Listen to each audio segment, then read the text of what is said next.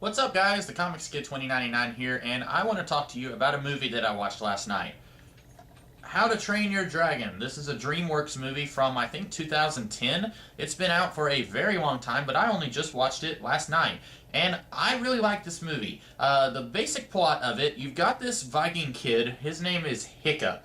That's him right there. And he lives in a town called Berk, and I don't know when this is set. It's somewhere in Iceland, so it's probably before the year 1000, maybe. And I don't know my history very well. I'm just guessing here, but I think it's somewhere around that ballpark. And basically, this town, Berk, is terrorized by dragons. They come and they take the livestock, they take all these animals and stuff, and in the process of taking the animals, they wind up doing a lot of property damage. And so, the Vikings see the dragons as pests who need to be exterminated. And that's basically the status quo when the movie starts. And this movie starts with a bang. It doesn't start like Shrek with a musical number from Smash Mouth. It starts with a huge battle scene, and that right there made me think, oh, this is going to be different than anything I've ever seen before. And while the plot was basically what I knew that it was going to be, from what I understood about this movie, from what I did know about it, and I didn't know a whole lot, I just knew that there was a kid and a dragon.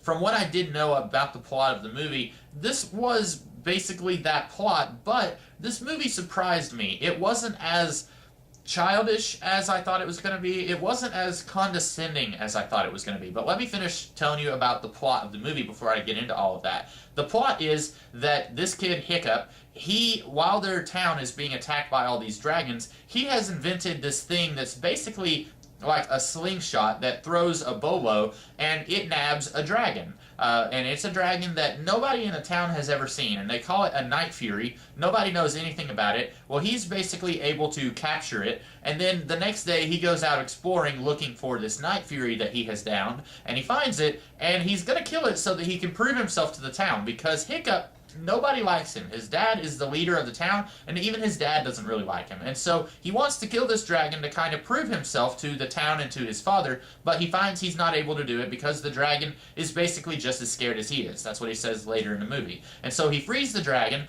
and then the dragon like screams at him, but it doesn't kill him. And then later on, Hiccup is kind of drafted into this group of kids who are about his age, and they are they're trying to fight dragons who are in captivity. The soldiers, the warriors, they have captured these dragons, and they pit their kids against these dragons to train them to fight dragons. And Hiccup is learning all this stuff. At one point, his mentor says the dragon is always going to go for the kill. And Hiccup is saying, okay, if that's true, why didn't that Night Fury that I found, why did it not kill me? And so he is secretly making friends with this Night Fury, who he names Toothless. And that's Toothless right there on the cover that he's writing.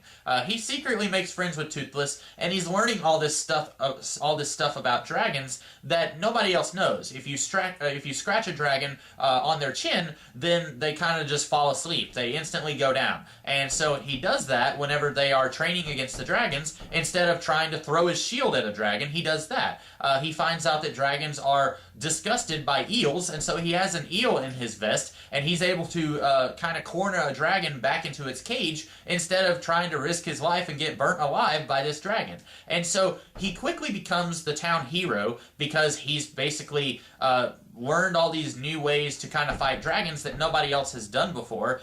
And secretly, he's making friends with this dragon, and he wants to tell everybody, listen, we don't have to kill dragons because they're not as bad as we thought they were. Basically, all the dragons are, I don't want to say they're mind controlled, but there's this one really evil dragon, and it's right up here in the corner of the movie. I don't know if you can see that. It is this monstrously huge dragon. It's like Godzilla-sized, and it lives inside this volcano. And basically, the reason that all of these normal-sized dragons are attacking the village and grabbing their livestock, like the sheep and cows and stuff, I don't know if there's cows, I know there's sheep. The reason that they're doing that is because they are basically, as one of the Viking girls says, they are like worker bees, and this thing is like the queen bee. And so they are all getting their food and bringing it to the queen bee to feed it. And as she said, I don't actually know how she knows this, but as she said, if they don't bring the food to the queen bee, they themselves will get eaten. I don't know how she knows that. I don't even know if that would have actually happened. I think they just threw that in there so that we would feel sorry for these dragons who, for the first half of the movie, all these characters think are bad guys. And that's basically the plot of the movie. Hiccup has to try and convince all the people in his town that the dragons are not their enemies, and eventually the Viking warriors kind of team up with the dragons to fight this really monstrous Godzilla-sized dragon. And that's the plot of the movie. I really enjoyed this movie. Is it perfect? No, there's a few things wrong with it. The first and foremost, I think my number one problem with this movie is the love interest between Hiccup and the Viking girl Astrid. She is part of his class that is learning how to fight dragons, and throughout this entire movie, she hates Hiccup. At first, she just sees him as being in the way, and he's not really doing a good job of fighting the dragons. And then, when he starts to kind of steal her thunder, she hates him because he's stealing her thunder, and he's more popular than she is. And then finally, she finds out that he has a pet dragon, and so he and Toothless kind of kidnap her, and they go flying, and she basically falls in love with Hiccup kind of overnight. It kind of just happens all at once, and it feels really sudden. She hated Hiccup throughout the entire movie, and then just because he takes her on a romantic flight on his pet dragon, suddenly she kisses him. And I don't feel like it works very well. I think this would have worked better if, instead of being a romance plot between Hiccup and Astrid, instead, it could have just been she hates him and then becomes friends with him. I think that would have worked a lot better. I think that would have felt a lot less forced than what they ended up doing. But anyway, I didn't really care for that. I feel like the only reason that they had these two fall in love in this movie is because that's kind of what's expected. If you have an action-adventure comedy movie like this, you have to have a romance plot because that's what people want. And I don't feel like it really works here. In a way, it reminds me of shoehorning a relationship, a romance plot into superhero movies, where 99% of the time, the romance stuff is what the writers spend the least amount of time fleshing out, and so it always feels forced compared to everything else in the movie that they're trying so hard to make right. In this movie, it kind of feels like that. Everything else in this movie feels a lot more organic and doesn't feel as forced, but this romance plot feels like they didn't spend a whole lot of time trying to make it feel more organic, and it just didn't work for my taste. Maybe in the sequel, their relationship will feel a little bit better. I haven't seen the sequel. I don't know when I'll get to see the sequel. I do want to because I like this movie, but maybe their relationship will work a little more in the sequel. I don't know. What else did I like and not like about this movie? Like I said, what I knew about the plot, I knew that it involved this kid who finds a dragon, and then when I saw the first few minutes of the movie and these Vikings are fighting dragons, I pretty much knew right then, okay, he's going to have to convince everyone that dragons aren't as bad as they seem, and then he's going to have to try and they're going to unite each other to go fight some other menace. And I knew it was either going to be an evil dragon or it was going to be another tribe of humans, like evil humans that these humans in Burke are terrified of, and they have to use the dragons to fight these humans. And they didn't do the human thing, but they did do the evil dragon thing. And ultimately, I think it worked very well. Like I talked about in my review of Wreck-It Ralph, I feel like just about everything that they do in this movie, they seeded it earlier in the movie in a really good way. The way they defeat the Godzilla dragon, it's done in a way where they kind of show how it's going to happen about 40 minutes earlier in the movie, and it doesn't feel forced when they show that earlier in the movie, but then when they're fighting the Godzilla dragon later on towards the end of the movie, I was thinking, okay, they're going to do that thing that they did earlier. And it works. I thought it worked very well. I didn't feel like this, in fact, what I was trying to say was this was a really good example of Chekhov's gun in action. This is something where they introduced the gun in Act 1 and then they fired the gun in Act 3.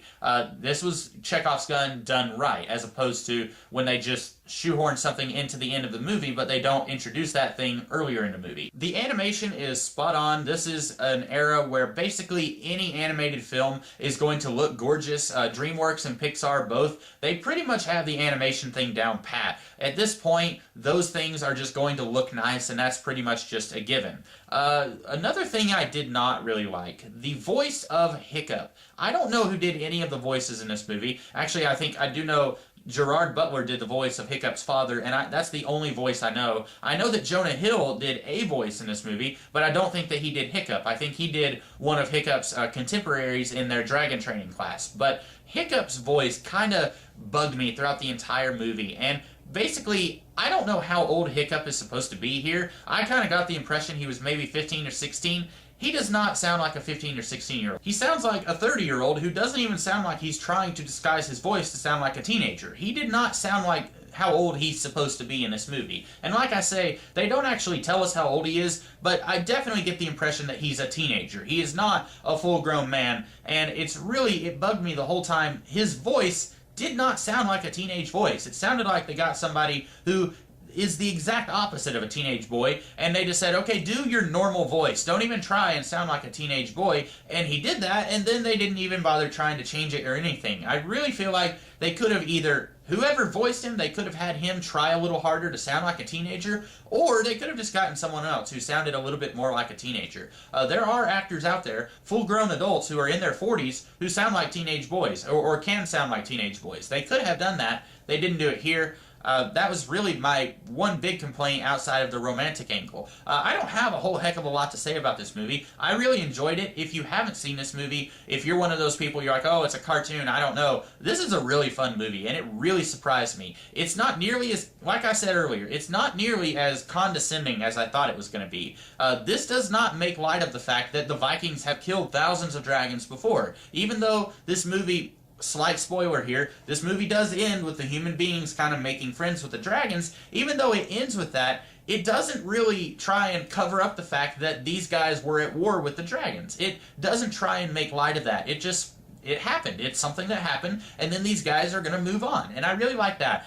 I would have expected them to try and say, oh, they didn't actually kill all those dragons, they just wounded them and they survived. I would have expected that in a lesser movie. I would have expected them to try and cover up the fact that these guys were at war and that death exists in this world. This movie is not a condescending movie that talks down to the kids and tries to make it more childish for the kids. This movie is good for kids, but it's also good for adults. In every way possible, it is an all-ages movie, and I really love that. I can definitely see myself watching this movie many times from now until forever. If you haven't seen the movie, I would recommend it. If you liked this video, be sure to like, share, comment, and subscribe. That's about all I have to say about this movie. I enjoyed it. I think you will too. And I will have a different video for you guys later this week. So until then, I'll see you guys later. Have a great rest of the day.